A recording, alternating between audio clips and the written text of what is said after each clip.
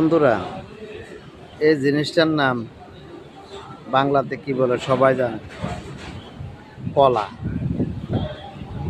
আর হিন্দিতে বলে কেলা। ইংলিশে কি বলে সবাই জানেন, ইংলিশে কি বলে বানানা। আর এটাকে আরবিতে বলে মুজ। তাই আমার ভিডিওটা লাইক, শেয়ার, কমেন্টস করে দিবেন। একটা হইলো আপনার থেকে কমেন্টস দিবেন, ভালো হোক মন্দ হোক। প্রয়োজন আমার একটা গালি যদি ভুল হয়ে থাকে তাও বলে দিবেন। সবাইকে ধন্যবাদ জানিয়ে বিদায় নিলাম।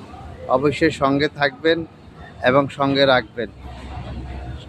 ওকে, খোদা হাফেজ, আল্লাহ হাফেজ।